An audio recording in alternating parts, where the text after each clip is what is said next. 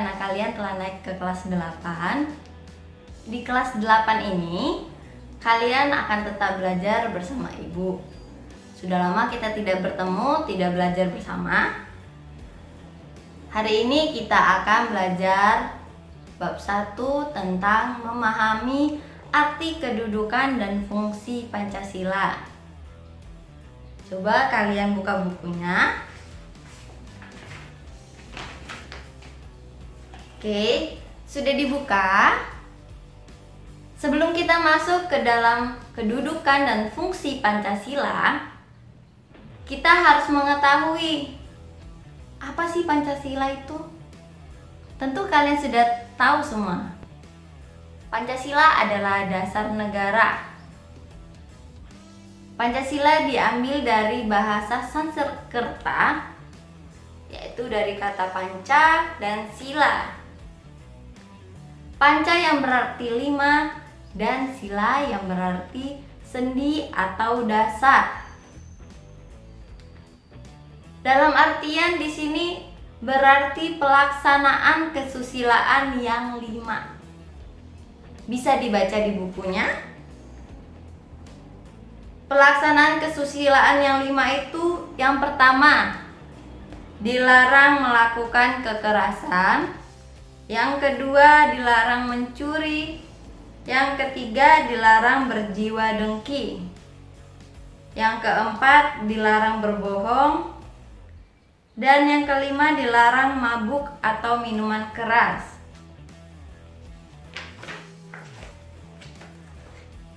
Pancasila sendiri pertama kali dikenalkan itu oleh Insinyur Soekarno dalam sidang BPUPKI pada 1 Juni 1945.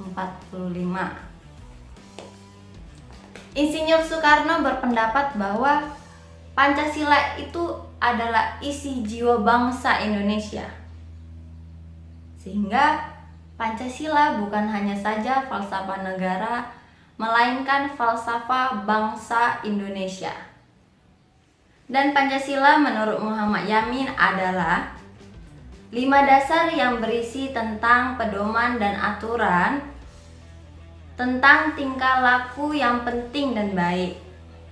Secara umum, fungsi dan peranan Pancasila diatur di dalam TAP MPR nomor 3 tahun 2000 tentang sumber hukum nasional dan tata urutan perundangan. Menyatakan bahwa Pancasila berfungsi sebagai dasar negara.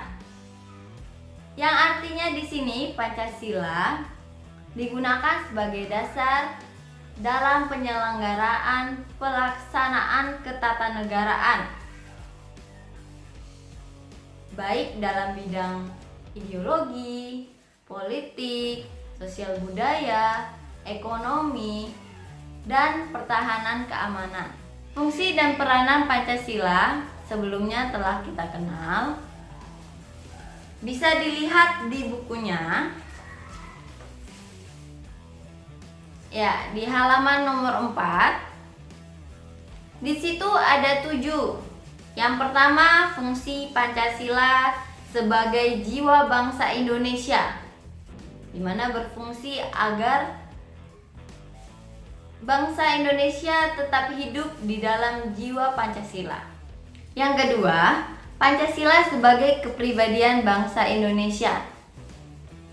Artinya di sini Pancasila sebagai corak pembeda, menjadi ciri khas bangsa Indonesia yang membedakannya dengan bangsa lain.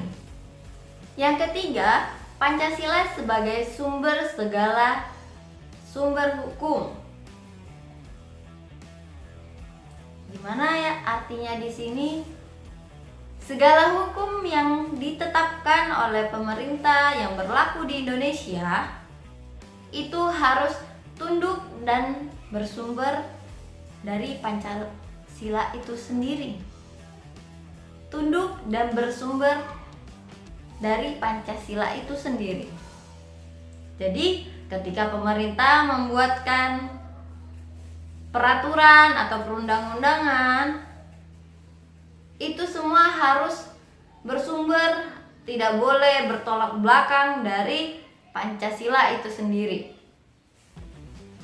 Kemudian yang keempat, Pancasila sebagai perjanjian luhur. Tentu kita tahu ketika adanya pembuatan Pancasila ini diadakan ketika PPKI. Ketika sidang PPKI memang benar yang mengajukannya itu panitianya saja. Tetapi hal itu menjadi perwakilan dari suara rakyat. Di mana di situ berarti Pancasila sebagai hasil perjanjian bersama rakyat. Itulah dikatakan Pancasila sebagai perjanjian yang luhur. Oke, kemudian yang kelima, Pancasila sebagai cita-cita bangsa dan tujuan bangsa Indonesia, yaitu menciptakan masyarakat yang adil dan makmur. Hal ini dapat kita lihat pada pembukaan Undang-Undang Dasar 1945. Yang keenam, Pancasila sebagai satu-satunya asas dalam kehidupan berbangsa dan bernegara, di mana sebagai konsekuensinya ditetapkannya Pancasila sebagai dasar negara. Yang terakhir, Pancasila sebagai moral pembangunan, di mana Pancasila dijadikan sebagai acuan, kerangka maupun tolak ukur dalam melakukan suatu pembangunan di Indonesia. Jadi dari sini kita bisa menangkap bahwa arti kedudukan dan fungsi Pancasila itu sendiri menjadi suatu kesatuan di mana bahwa Pancasila itu ialah dasar negara. Ibu harap dengan kalian menonton video ini kalian menjadi paham apa sih arti dan fungsi dari kedudukan Pancasila itu. Baiklah, pertemuan pertama kita sampai di sini.